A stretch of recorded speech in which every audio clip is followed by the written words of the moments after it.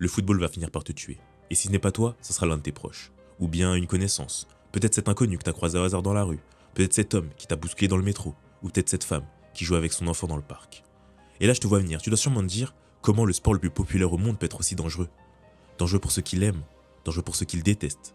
Parce que derrière les stades pleins, les célébrations, les maillots et les soirées entre potes se cache une face beaucoup plus sombre du football. Et le plus inquiétant dans tout ça, c'est que même ceux qui y sont indifférents peuvent en devenir une victime.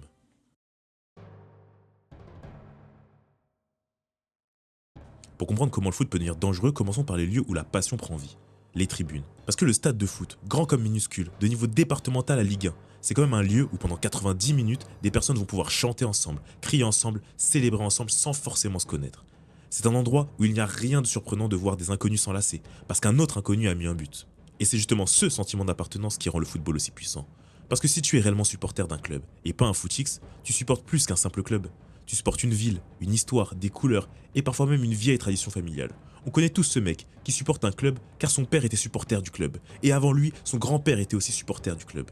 Ce qui explique que quand une équipe gagne, c'est on a gagné. Et ce on va avoir énormément d'importance dans cette vidéo. Parce qu'à partir du moment où le club devient une partie de ton identité, l'attaquer, c'est aussi t'attaquer. Et chez une partie des supporters, cette logique va être poussée à l'extrême. Et là, avant d'aller plus loin, il faut faire une distinction importante. Ultra ne veut pas forcément dire hooligan, parce qu'on a tendance à tout mélanger. Les ultras sont avant tout des groupes de supporters extrêmement organisés et engagés. Ce sont eux qui peuvent créer les tifos gigantesques, organiser des chants, les déplacements et mettre une ambiance de fou qui rend certains stades mythiques. Mais historiquement, certains groupes ont aussi développé une culture de l'affrontement. Et là, on se rapproche du hooliganisme. Ce qui va transformer une simple rencontre sportive, mon équipe contre ton équipe, à de potentiels affrontements, mon groupe contre ton groupe, qui peuvent s'illustrer par des bagarres parfois loin du stade, parfois sur des parkings à l'écart des forces de l'ordre, mais qui peuvent dériver dans les rues ou même dans les stades, au milieu des civils innocents, qui étaient venus simplement passer du bon temps. C'est fou quand on y réfléchit, parce que des mecs peuvent traverser un pays dans le seul objectif de casser des gueules, casser les gueules de personnes qui ont pour passion exactement le même sport qu'eux, mais la seule chose qui les différencie est la couleur du maillot. Et ce qui est triste, c'est que la violence, elle reste pas toujours entre personnes venues pour se battre. Les supporters classiques, les familles, les enfants peuvent se retrouver au milieu de tout ça. Et tout ça, je le rappelle, car ton maillot est différent. Alors oui, les rivalités dans le foot, il y en a toujours eu. Les Paris-Marseille, les Real-Barça, les derbys iconiques, Lyon-Saint-Etienne, Arsenal-Tottenham. C'est ce genre de rivalité qui fait vivre le sport. Mais il ne faut pas que cette rivalité franchisse la ligne rouge. Car parfois, ces affrontements vont beaucoup plus loin qu'un nez cassé ou quelques jours à l'hôpital. En août 2023, Michalis Katsouris, supporter de l'AEK Athènes, âgé seulement de 29 ans, se retrouve au milieu de violents affrontements entre supporters avant un match contre le Dynamo Zagreb. Des centaines de personnes sont impliquées, des battes, des couteaux, et au milieu de ce chaos, Michalis est poignardé. Il mourra de ses blessures, il avait 29 ans, il était venu voir un match de foot, et il n'est jamais rentré chez lui. Et c'est ici que l'expression mourir pour le maillot prend malheureusement tout son sens, car il y a de vraies personnes dans ces affrontements, des vrais coups, des vraies blessures, et parfois des vraies morts. Et pour moi, le plus inquiétant, c'est que tu n'as pas besoin d'être un ultra, un hooligan. Tu n'as même pas besoin de connaître les règles du football pour être victime. Parce que pendant que certains supporters se battent dans les rues ou les stades, ailleurs, certaines personnes vivent une autre forme de violence, moins visible, qui ne passe pas à la télé, mais qui se déroule derrière la porte fermée d'un appartement. Parce que la mauvaise équipe a perdu le mauvais match. 38%. 38%, c'est la hausse de risque de violence domestique signalée les jours où l'équipe nationale d'Angleterre perdait durant les Coupes du Monde 2002, 2006 et 2010. 26%, c'est lorsqu'elle gagnait ou faisait match nul. Donc oui, t'as bien compris, suffit qu'une équipe perde son match et une personne qui n'a absolument rien demandé peut en subir les conséquences, chez elle, dans sa propre maison. Mais j'aimerais préciser une chose, dire le football provoque des violences conjugales, ce serait beaucoup trop simple. Évidemment, un homme ne devient pas violent avec sa compagne simplement parce que Mbappé a raté une occasion à la 90e. Le football n'en est rien une excuse. Et surtout, il n'est pas la cause unique de ces violences. En revanche, un grand match réunit plusieurs éléments particulièrement dangereux. Le mélange de la frustration, de la colère, de l'excitation, mais surtout, l'alcool. Parce que qui dit football, dit alcool. Avant le match, on boit, pendant le match, on boit, après le match, on boit encore. Et ça, peu importe le résultat. Certains le font pour célébrer et d'autres pour oublier. En Angleterre, on a observé une augmentation importante des violences domestiques liées à l'alcool lors des victoires de la sélection anglaise. Et tu vas me demander, pourquoi en cas de victoire ? Parce qu'on pourrait naturellement penser que le principal déclencheur est la frustration provoquée par une défaite. Mais le problème est beaucoup plus complexe que ça. Une victoire, ça peut aussi signifier davantage de célébration, donc plus de temps à passer dehors, donc plus de temps à boire de l'alcool, et donc potentiellement davantage de situations à risque. Ce qui veut dire que finalement, le problème, ce n'est même pas seulement de perdre. Car ton équipe perd le match, les violences augmentent. Ton équipe gagne le match, elles augmentent également.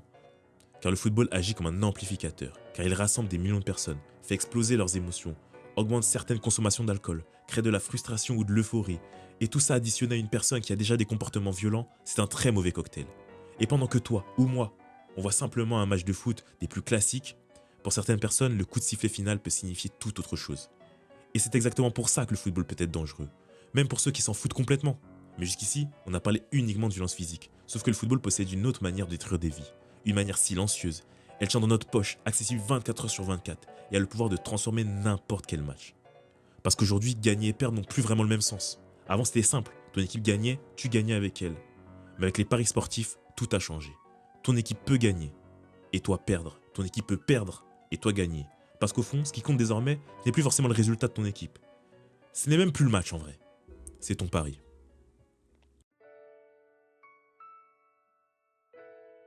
En soi, les paris sportifs, ça n'a absolument rien de nouveau. Ça fait très longtemps que ça existe et que des gens mettent de l'argent sur les résultats d'une compétition. Mais ce qui a changé, c'est la facilité avec laquelle on peut le faire. Tu prends ton téléphone, t'ouvres une app, PSG Marseille, victoire du PSG, Dembélé buteur, plus de 2,5 buts, un petit combiné, 10 euros et hop, ça t'a pris quoi 30 secondes même pas. Et c'est même pas le plus choquant, car j'ai découvert qu'on pouvait parier pendant le match. Qui marquera le prochain but, combien de corners, combien de cartons. Tout est une occasion pour mettre de l'argent. Et quand tu comprends ça, tu comprends pourquoi le foot représente une mine d'or pour les bookmakers. 5,6 milliards d'euros. En 2024, les Français ont misé en ligne sur du football 5,6 milliards d'euros. En fait, on se rend pas compte. Si on prend tous les sports confondus, et Dieu sait combien il y en a, la France a misé environ 10 milliards. Le football représente à lui seul plus de la moitié des mises. Et ce marché touche particulièrement les jeunes. En 2024, 64% des paris sportifs ont entre 18 et 34 ans. Le pari sportif s'est totalement intégré à la culture du football. Et surtout, le pari sportif possède un avantage énorme. Il te donne l'impression d'avoir le contrôle. Parce qu'un ticket à gratter, le loto, la roulette de merde du casino d'Anguin, tu sais que c'est du hasard. Mais le foot, là c'est différent. Parce que toi, tu t'y connais en foot. Tu connais les joueurs, les statistiques. Tu sais que cette équipe est invaincue à domicile depuis 6 mois. Tu sais que cet attaquant n'est plus en forme depuis 4 matchs. Donc forcément, si tu perds, c'est juste que t'as pas eu de chance. Parce que ton analyse, en soi, elle est bonne. Et c'est là que le piège se referme. Parce que oui, connaître le football peut t'aider à prendre une décision plus informée. Mais tu ne contrôles toujours pas le match. Tu ne contrôles pas une blessure, pas un carton, pas un penalty. Et pourtant, ton cerveau peut continuer à se dire « c'est juste pas passé cette fois, j'ai pas eu de chance, la prochaine fois, ça passe ». Et cette phrase, elle peut devenir très dangereuse. Parce que perdre 10 euros, bon, ça fait chier. Mais si tu remets 10 euros et que tu repères, la prochaine fois tu vas mettre 20 pour te refaire. Et que ce dernier ne passe toujours pas. Bah là tu vas chercher une cote plus grosse pour récupérer ce que tu as perdu. Et de fil en aiguille, sans t'en rendre compte, tu paries même plus pour gagner. Tu paries pour récupérer tes pertes. Parce qu'il y a une différence énorme entre parier 10 euros sur un match avec tes potes et s'amuser, et avoir le besoin que ton pari passe. Besoin qu'il passe pour récupérer ton argent, besoin qu'il passe parce que t'as promis que c'était le dernier. Et à ce stade, on n'est plus dans le divertissement, mais on tombe dans l'addiction. En France, les paris sportifs représentent l'un des risques les plus importants. La proportion des joueurs excessifs y est estimée à 5,9%, soit 6 fois plus que pour les jeux de loterie. Et dans une enquête publiée par l'Autorité nationale des jeux en 2026, plus d'un tiers des personnes ayant l'habitude de parier déclaraient avoir déjà eu le sentiment de perdre le contrôle. Parce qu'à partir de là, les pertes ne sont plus uniquement financières, mais psychologiques. Mais il reste quand même une question. Pourquoi ? Pourquoi des mecs acceptent de se battre pour un club ? Pourquoi la défaite peut-elle provoquer autant de colère ? Pourquoi un joueur peut recevoir des milliers de messages de haine après avoir raté un penalty ? Et surtout, pourquoi est-ce qu'on accorde autant d'importance à quelque chose qui, objectivement, n'est qu'un jeu ? Pour comprendre, il faut revenir sur les mots très banals qu'on avait évoqués en début de vidéo. Le mot qu'on utilise tous quand on parle de football, le « on ». Quand ton équipe gagne un match, tu ne dis presque jamais « ils ont gagné ». Tu dis « on a gagné ». Et pourtant, frérot, t'as absolument rien gagné. T'étais sur ton canapé, t'as couru 0 km, t'as touché 0 ballon, et à la 72e minute, t'étais même parti pisser. Et malgré tout ça, c'est toujours « on a gagné ». Ça paraît anodin, mais ce petit mot montre que tu appartiens à quelque chose. Peut-être que ce club représente ton enfance, des souvenirs particuliers, ta famille, tes potes, ta ville. C'est une partie de toi. Ça devient ton identité, ton tout. Tu connais probablement quelqu'un qui, quand son équipe perd, faut pas lui parler. Il éteint sa télé, pose son téléphone, en gros il boude. On a tous déjà entendu un « laisse-moi tranquille, on vient de perdre ». Mais chez certains supporters, cette détresse peut aller beaucoup plus loin qu'une soirée de mauvaise humeur. Parce qu'imagine maintenant que ton club représente une énorme partie de ta vie sociale. Tes week-ends sont organisés autour des matchs, tes amis sont supporters du même club, tes réseaux sociaux parlent de football, tes meilleurs souvenirs sont liés à ces victoires. Et soudain, l'équipe dont tu as fait une partie de ton identité s'effondre. Ça peut être lié à une finale perdue, un titre qui vous échappe à la dernière journée, une gifle lors d'un derby, ou peut-être pire, une relégation. Objectivement, rien n'a changé dans ta vie. Et pourtant, pour toi, tout a changé. Et autrefois au moins, Il y avait un échappatoire. Un match se terminait, tu quittais le stade, tu rentrais chez toi, tu prenais un peu de recul. Mais aujourd'hui, le football ne s'arrête jamais. Ton équipe vient de perdre, tu ouvres Twitter, on vous chambre. Instagram, pareil. TikTok, pareil. Les montages, les mèmes, les provocations, les ralentis, encore et encore. Avant, tu pouvais perdre un match une fois. Aujourd'hui, tu peux le perdre 200 fois. Et parfois, toute cette frustration doit trouver quelqu'un.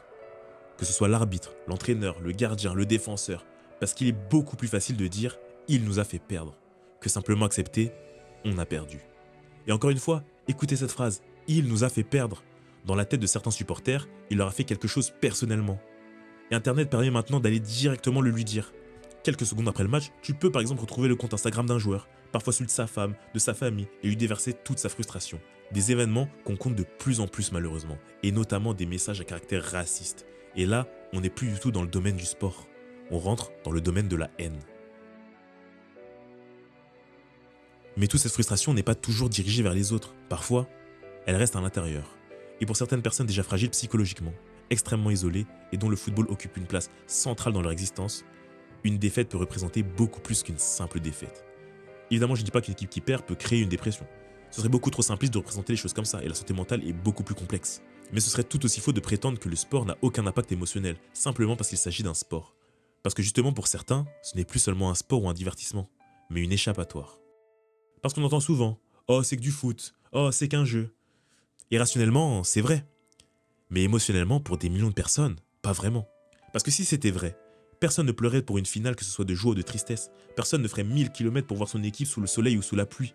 Personne ne tatouerait un blason sur son corps. Et personne ne transmettrait l'amour qu'il a de son club à ses enfants. Le football est probablement le sport capable de nous faire ressentir le plus d'émotions. Il nous fait grandir, il nous fait rêver, il nous fait vibrer au rythme des victoires, souffrir au rythme des défaites.